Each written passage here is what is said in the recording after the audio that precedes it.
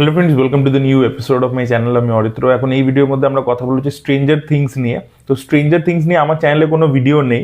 তো এখন season 5-এর volume 2 release করতে চলেছে কয়েকদিন পরেই, এবং সেটার ট্রেলারও অলরেডি চলে এসছে। তো আমি ভাবলাম this is the right time to talk about this series, entire series. আর আমরা একটা ভিডিওর মধ্যেই পুরো জিনিসটাকে কভার করবার চেষ্টা করব। তো দেখুন, একটা সিরিজকে সেটাকে নিয়ে কথা বলবার সময় যে সিন বাই সিন কি হয়েছে ঘটনা সিরিজের মধ্যে, সিজনের মধ্যে, প্রত্যেকটা সিজনের মধ্যে, সেটা খালি বলে যাওয়াটাই এনাফ নয়। এই সিরিজটা কেন বানানো হয়েছে ইন দ্য ফার্স্ট প্লেস সেটা বুঝতে হবে। এই সিরিজটা কেন 80s-এ বেস করা হয়েছে। এই যে যখন ইট ওয়েলকাম টু ডেরি বলে সিরিজটা বেরোলো, যেটা রিভিউ আমি অলরেডি করেছি, আপনারা চেক আউট করে দেখতে পারেন।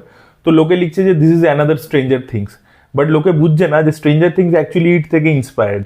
তো বেসিক্যালি এই যে স্ট্রেঞ্জার থিংসের যারা ক্রিয়েটার, ডাফার ব্রাদার্স, তারা কিন্তু এই স্টিফেন কিংয়ের থেকে হেভিলি ইন্সপায়ার্ড। এবং আপনাদেরকে বলে রাখি, ইট ওয়েলকাম টু ডেরি এটা স্টিফেন কিংয়ের নভেলের ওপর বেস, যেটা 80s-এ তিনি লিখেছিলেন। এবং উনি কিন্তু 80s-এ অ্যাকচুয়ালি আরও একটা নভেল লিখেছিলেন, ফায়ার স্টার্টার বলে, 1980-তেই লিখেছিলেন। সেটার ওপরে একটা ছবি হয়েছে, 80s-এরই একটা ছবি আছে। তো সেগুলো যদি আপনারা দেখেন, প্রচুর সিমিলারিটি আপনি পাবেন স্ট্রেঞ্জার থিংসের মধ্যে। এই যে অনেকগুলো বাচ্চা বন্ধুরা মিলে, তারা মিলে একটা কিছু বড় জিনিসকে হারাতে হবে, একটা ডেঞ্জারাস জিনিসকে, এবং একটা এক্সপেরিমেন্ট চলছে। এই ফায়ার স্টার্টারের মধ্যে ওরকম দেখিয়েছিল যে একটা মানে অর্গানাইজেশন আছে যারা ওরকম এক্সপেরিমেন্ট ইত্যাদি চালায়, তারা মেয়েটার ওপর কন্ট্রোল পেতে চাইছে। এবং মেয়েটার আর কি যে পাওয়ার্সগুলো রয়েছে, যে স্ট্রেঞ্জার থিংসের যে পাওয়ার্সগুলো দেখায় 11 ইত্যাদির, সেরকম টাইপেরই পাওয়ার্স ওখানে ওই মেয়েটার দেখিয়েছিল। তো অ্যাকচুয়ালি এই কাজটা যখন আমি দেখছিলাম, স্ট্রেঞ্জার থিংস যখন দেখেছি, মানে লাস্ট কিছু দিনেই অনেকটা কভার করেছি, তো সেখানে স্টিফেন কিংয়ের এই দুটো নভেলের কথা যেটা বললাম, ইট বা ফায়ার স্টার্টার, এই দুটোর প্রচুর ইন্সপিরেশন দেখতে পেলাম। আর আরেকটা হচ্ছে কি, স্টিভেন স্পিলবার্গও ওই সময় একটা ছবি লিখেছিল না প্রডিউস করেছিল, এখন আমার মনে পড়ছে না, ওইটার নাম ছিল গুনিজ বলে। ওটা হচ্ছে 80s-এরই একটা কাজ। সেখানে একটু ট্রেজার হান্ট টাইপের ব্যাপার স্যাপার ছিল, সেই মানে বাচ্চারা বন্ধুরা মিলে করছে। তো সেটারও ইন্সপিরেশন দেখতে পাওয়া যায়। এবার 80s-এর ব্যাকড্রপটাকে কেন এই ডিরেক্টররা চুজ করেছেন, যে এই গল্পটাকে বলার জন্য 80s-এর ব্যাকড্রপটা চুজ করা হয়েছে, তার কারণ হচ্ছে 80s-এ সেই সময় কোল্ড ওয়ারের যে ব্যাপারটা সেটা চলছে আমেরিকার মধ্যে, আমেরিকা রাশিয়ার মধ্যে ঝামেলা। আপনার সিজন 3-তে একটা সাবপ্লট দেখতে পান, যেখানে রাশিয়া চলে আসছে, ইনভলভ হয়ে যাচ্ছে, তারা আপসাইড ডাউনটা টেক ওভার করতে চাইছে ইত্যাদি। মলের একটা ব্যাপার আছে, আপনারা দেখেছেন নিশ্চয়ই।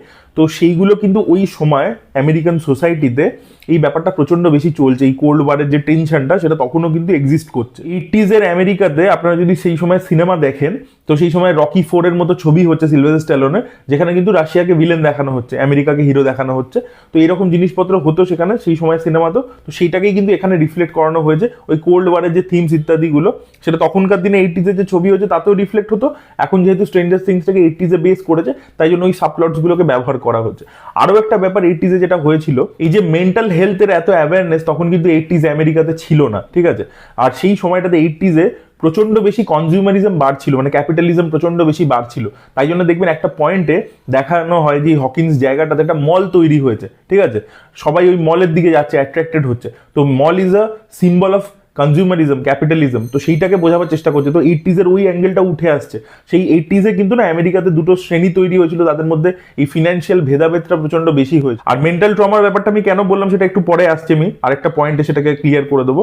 তো এই কনজিউমারিজমের যে বেড়ে যাওয়ার ব্যাপারটা সেটা বললাম, তবে ড্রাগস ইউজ বেড়ে গেছিল। তো সেই সব জিনিসপত্র কিন্তু এখানে বারবার উঠে আসছে। এবার আমি কেন মেন্টাল ট্রমাটার কথা বলছি, আপনি যদি হররটা ট্রিটমেন্টে দেখেন স্ট্রেঞ্জার থিংসে, প্রথম সিজন থেকে ওভার দ্য সিজনস কিরকম ভাবে গ্রো করেছে, ট্রিটমেন্টের মধ্যে কিন্তু একটা চেঞ্জ আছে। কিন্তু প্রথমে যখন সিরিজটা শুরু হয় প্রথম সিজনে, তখন ফিয়ারটা হচ্ছে এক্সটার্নাল, ঠিক আছে, মানে মনস্টার, তাদেরকে দেখতে পাচ্ছি না, একটা ভয় আছে। তারপরে যখন দেখতে পাচ্ছি সেকেন্ড সিজন ইত্যাদিতে বডি হরার স্টাইলে ব্যাপারটা আসছে, ডিমন্স ইত্যাদি ক্রিচার্স তারা অ্যাটাক করছে, এইরকম একটা ট্রিটমেন্ট ছিল। কিন্তু ওভার দ্য সিজন যত এগোচ্ছে, দেখুন ব্যাপারটা একটা সাইকোলজিক্যাল লেভেলে চলে যাচ্ছে। মানে ভয়টা বাইরে থেকে, এক্সটার্নাল থেকে এবার ধীরে ধীরে ইন্টারনাল হয়ে যাচ্ছে, ক্যারেক্টার্সগুলোর মধ্যে ব্যাপারটা চলে যাচ্ছে। এবং সিজন 4 সিজন 5 আমরা দেখতে পাচ্ছি পুরোটাই একটা সাইকোলজিক্যাল লেভেলে অপারেট করছে, ঠিক আছে। একজনের মাইন্ড একটা জায়গার সাথে কানেক্টেড আছে, সেরকম ভাবে জিনিসপত্রগুলো আনফোল্ড হচ্ছে আর কি। তো হররটা কিন্তু গ্রো করেছে। তো ওই যে মেন্টাল ইলনেসের কথা, ট্রমা ইত্যাদির কথা বললাম, এই যে ছোটবেলাকার ট্রমা, এই যে আমাদের যে ভিলেনের চরিত্র ভেকনা, হেনরি, তো এই যে হেনরি, ওর ছোটবেলাটা কত ডিস্টার্বিং ছিল। ও ছোটবেলা থেকে বিভিন্ন জিনিসের মানে ওর মধ্যে একটা রেজ ছিল, লোনলি ইত্যাদি, ওর একটা ট্রমা ছিল। তো সেইটাকেই কিন্তু ওইভাবে ডিনোট করছে। এবং সে তারপরে যখন খারাপ এজ মানে সংস্পর্শে আসে তখন সেরকম একটা মনস্টার তৈরি হয়ে গেছে। 11ও সেটা হতে পারতো, but she chose not to be that. তো এই ছোটবেলার ট্রমা ইত্যাদি, লোনলিনেস, তারপর নিজেকে অ্যাকসেপ্ট করা। আজকে দেখুন এই যে উইলের ক্যারেক্টারটা সিজন 5 এর ভলিউম 1-এ যখন আমরা দেখতে পাচ্ছি যে পাওয়ার্স গুলো পেয়ে গেল, সেটা তো দেখতে পেয়েছি আমরা। এবার সেখানে কেন পেতে পারলো? কারণ ও নিজেকে অ্যাকসেপ্ট করতে পারলো। ওর যে ভিতরে একটা জিনিস ছিল সেটা নিয়ে একটা ওর দোলাচলে ভুগতো, সেইটাকে যখন ও অ্যাকসেপ্ট করে নিল, তারপরেই কিন্তু ও নিজের পাওয়ারটা ইউজ করতে পারলো। তো সেই ব্যাপারগুলোকে খুব সুন্দর করে দেখিয়েছে। তো ওই যে সময়কার 80s এর এই যে একটা মেন্টাল হেলথ নিয়ে তখন একটা আনঅ্যাওয়ারনেস এবং সেটা নিয়ে যা যা ইস্যুস, সেটা কোথাও গিয়ে না একটা থিমেটিক্যাল ওয়াইজ, মানে ডাইরেক্টলি নয়, অন দ্য ফেস নয়, বাট ভিতরে ভিতরে উঠে আসছে। পিটিএসডির ব্যাপার আমরা বুঝতে পারছি। এই যে আপসাইড ডাউন থেকে যখন উইল ফেরত এসছে তখনও কন্টিনিউসলি হ্যালুসিনেশন পাচ্ছে, যেগুলো আমরা আগে দেখেছি। তো সেখান থেকে কিন্তু এই জিনিসটা পরিষ্কার হয়ে যায়। এবং একটা প্লে হয়েছে যেখানে এই হেনরির যে অরিজিন স্টোরিটা, সেখানে আরো বেশি করে ফোকাস করা হয়েছে। সেখানে দেখানো হয়েছে যে হেনরিকে যে এখানে হেনরি বা ভেকনা যাই বলুন, তাকে যে ভিলেন হিসেবে দেখানো হচ্ছে, সেইটার থেকেও যে তারও যে একটা হিউম্যান সাইড আছে ইত্যাদি আছে, সেটা ওই প্লের মধ্যে বেরিয়ে এসছে। যে সে কিভাবে, মানে সে ছোট থেকেই খারাপ ছিল না, ধীরে ধীরে কিভাবে গ্র্যাজুয়ালি খারাপ হচ্ছে। যে বললাম যে ভিতরে একটা ইনসিকিউরিটি, লোনলিনেস, বাবা মায়ের থেকে অবহেলা, সেই জিনিসপত্রগুলো ছিল। তারপরে যখন সে একটা জায়গায় পৌঁছেছে ডাইমেনশন এক্সে, সেখানে সংস্পর্শে এসছে খারাপ জিনিসের, তখন সে একটা ইভেলে কনভার্টেড হয়ে গেছে। এবং যে ডাক্তার আর কি এখানে এক্সপেরিমেন্ট করে, মানে যে হেনরির ওপরও এক্সপেরিমেন্ট করেছিল, তার গ্র্যান্ডফাদারের একটা গল্প দেখাচ্ছে, যেটা 40s এর ব্যাক স্টোরি রয়েছে ওই প্লেটার মধ্যে। তার মানে জাস্ট ভাবুন কিভাবে জিনিসটা কানেক্ট হচ্ছে, যে 40s এ আমেরিকান সোসাইটি এমন কিছু ডিসিশন নিয়েছে ওয়ার্ল্ড ওয়ারের সময়, যে ডিসিশনের কারণে ওরা 60s এ একটা মানে ফল ভোগ করেছে। এবং 60s এ ওরা যে ডিসিশনগুলো নিয়েছে, যে ভুলগুলো করেছে, সেটার জন্য পরবর্তীকালে রিপারকাশন 80s এ ওরা ভোগ করছে।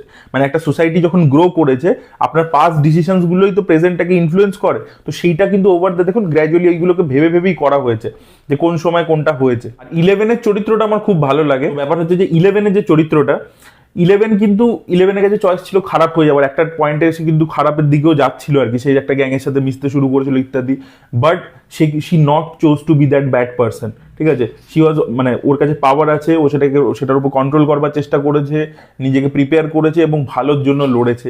তো এই জিনিসটা, এই ডিসিশনটা আর কি ওকে একটা হিরোইক গ্রাফ দেয় আর কি। ভেকনার কোথাও গিয়ে মানে আপসাইড ডাউনটা কি, মানে এক্স্যাক্টলি ওই হকিন্স সিটিটার মতোই, মানে হকিন্সের মতোই পুরো জিনিসটা, জায়গাটা।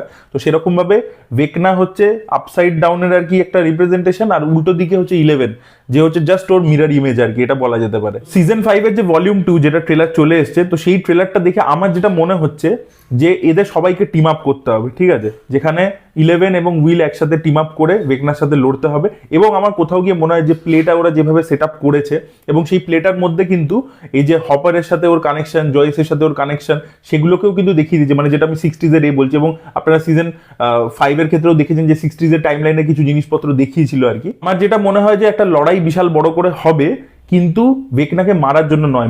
ভেকনা কিন্তু মেন ভিলেন নয়, মানে ও ফেসে গেছে ওই লুপটার মধ্যে। ঠিক আছে, ওর ওই যে ট্রমা ইত্যাদি এগুলো যে বলছে, ওগুলোর সাথে ও ফেসে গেছে। ওগুলো থেকে ওকে নিজেকে মুক্ত করতে হবে। ওই হেনরিকে ওখান থেকে, ওই লুপটা থেকে যদি বার করতে পারে, তাহলেই কিন্তু বাকি সবই ডিস্ট্রয় হয়ে যাবে। তো আমার মনে হয় সেটাই কোথাও গিয়ে একটা হবে বলে, যে হেনরিকে ওরা বার করে আনবে। ঠিক আছে, উইলই বার করে আনবে ওকে। উইল যেরকম সেলফ অ্যাকসেপ্টেন্স দিয়ে ওই পাওয়ারটা পেলো, সেম ভাবে হেনরিকে ওই যে নিজের যে ট্রমাসগুলো আছে সেগুলোকে ওভারকাম করে he has to come out of that. Okay straight out villain দেখিয়ে ওকে মেরে দিচ্ছে এরা, সেরকম হয়তো দেখাবে না, সেরকম একটা রাস্তায় হাঁটবে না। তাহলে এই যে প্লেটা দেখাচ্ছে, যেখানে ওকে হিউম্যানাইজ করে দেখাচ্ছে, সেটার কোনো সেন্স হয় না। ডাফার ব্রাদার্সের অতটা ডাফার নয়, কারণ হচ্ছে স্ট্রেঞ্জার থিংস শেষ হয়ে যাওয়ার পরবর্তী, তো এটা যে লেভেলে পপুলারিটি পেয়েছে, প্রচুর বাজেটও খরচা করেছে নেটফ্লিক্স, তো এটাকে যেভাবে বানিয়েছে, এর পরবর্তীতে ওরা স্পিন অফ সিরিজ আনবে, এবং সেখানে হেনরি ক্রিলের ক্যারেক্টারটাকে নিয়েই ওরা যা কিছু ডিজাইন করবে বলে আমার মনে হচ্ছে। তাই জন্যই এই প্লেটা করা পার্টিকুলারলি আমার মনে হচ্ছে। তো সেই জন্য তাকে একেবারে ওইভাবে এন্ড করে দেওয়া, আমার মনে হয় তারা সেটা করবে না। পরবর্তীকালে হয়তো ভেকনাকে নিয়ে তার অরিজিন স্টোরি ইত্যাদি নিয়ে আরো কিছু করবে, বা একটা অন্য কোনো সাব ডিভিশন বার করবে। তো আমার মনে হয় সেরকম একটা এন্ডিং হবে আর কি। আর বন্ধুত্ব, লয়্যালটি, এই থিমস গুলো তো মানে স্ট্রেঞ্জার থিংসে খুব কমন একটা থিম। মানে অ্যাকচুয়ালি এই যে জনরা ম্যাশআপটা এই সিরিজটার মধ্যে হয়েছে, যেটা আগে স্টিফেন কিং এর নভেল থেকেই এসছে, যে একটা টিন কামিং অফ এজ, একটা বন্ধুত্বর গল্প, সেটাও রয়েছে, তার সাথে সায়েন্স ফিকশন, তার সাথে হরার, তো এত কিছু মিশে যাচ্ছে তখন জিনিসটা দেখতে এত ইন্টারেস্টিং হচ্ছে, ভিজুয়ালি এত কালারফুল। তো বাচ্চাদের মধ্যে যেহেতু কোনো করাপশন ইত্যাদি নেই, ঠিক আছে, তো তাই জন্য তারা কিন্তু পারবে আর কি এই জিনিসপত্রগুলোকে হারাতে। এই যে সব জিনিসপত্র, যে খারাপ জিনিসগুলো হচ্ছিল, মানে 80s এর আমেরিকাতে আমি বলছি, যে গভর্নমেন্টও আর কি লুকিয়ে লুকিয়ে এক্সপেরিমেন্ট করছে, এই করছে ওই করছে, ওইদিকে রাশিয়া ক্ষতি করবার চেষ্টা করছে, কোল্ড ওয়ারের একটা টেনশন চলছে, এই যে মেন্টাল ট্রমা ইত্যাদি যা যা বলছি, এগুলো সবকিছু বড়রা যেহেতু অনেক বেশি তাদের কমপ্লেক্স মাইন্ড হয়ে গেছে, তারা এগুলোর সাথে ডিল করতে পারবে না। ওই জন্য বাচ্চারা হচ্ছে প্রোটাগনিস্ট, যাদের মাইন্ড এখনো যাদের মনটা এখনো কোমল আছে, তারা কোথাও গিয়ে অনেক সিম্প্যাথি এমপ্যাথি দিয়ে এই জিনিসগুলোকে দেখতে পারবে, তাদের কোনো বায়াসনেস নেই, তারা কিন্তু অনেক বেশি ফ্রিলি চিন্তা ভাবনা করতে পারবে এবং তারাই একমাত্র এই জিনিসটাকে রিস্টোর করতে পারে। এরকম একটা মাইন্ডসেট নিয়ে স্টিফেন কিংও নিজের নভেলগুলো লিখতেন, তাই জন্য ইটকে হারাতে পারে বাচ্চারাই একমাত্র। আবার অন্যদিকে এখানেও আমরা সেম জিনিসটাই দেখতে পাচ্ছি। তো এই থিমটা, এই বন্ধুত্ব ইত্যাদি, এই যে থিমটা, এই যে বাচ্চাদেরকে কেন প্রোটাগনিস্ট বানানো, সেই জিনিসপত্রগুলো আমার খুব ভালো লাগে। তো আশা করবো এটাকে কন্টিনিউ তারা করবে। তো এই ছিল আমার স্ট্রেঞ্জার থিংস নিয়ে বক্তব্য, যেটা আমি এতগুলো সিজন দেখে যা বুঝেছি। আমি জাস্ট গল্পের বিট বাই বিট ধরে ধরে ওইভাবে আলোচনা করতে পছন্দ করি না। ওটা তো আপনি দেখতে পেয়ে যাবেন, নেটফ্লিক্স খুলুন দেখে নিন, বা হাজারটা এক্সপ্লেনেশন ভিডিও অলরেডি অনলাইনে পড়ে আছে, সেটা দেখে নিন। সেটা তো বলে কোনো লাভ নেই। রাদার এই সিরিজটা কেন বানানো হয়েছে ইন দ্য ফার্স্ট প্লেস, কি থেকে ইন্সপিরেশন নিয়েছে, কিভাবে বানাচ্ছে এবং কোন দিকে যেতে পারে ব্যাপারটা। তো আমার যেটা মনে হয়, যে কারণে আমি একটা স্ট্রেট আউট হিরো ভিলেনের লড়াই হয়ে শেষ হয়ে যাবে ভিলেন, সেটা কেন হবে না? বিকজ হিরোগুলো হচ্ছে বাচ্চারা, তাদের মধ্যে ওই এমপ্যাথিটা আছে। তো তাই জন্য তারা ভিলেন, যে কেন ভিলেন হয়েছে, তার যে দুঃখটা কষ্ট, সেই কারণেই সেটা সিজন 5 এর ভলিউম 1 দেখাচ্ছে, এবং সেখান থেকে তাকে বের করে আনা, সেই ট্রমাটাকে ওভারকাম করতে সাহায্য, সেটা ওই এই ফ্লেভারটা আছে বলে, এই বাচ্চারা প্রোটাগনিস্ট বলেই কিন্তু ওই ফ্লেভারটা থাকবে বলে আমার মনে হচ্ছে।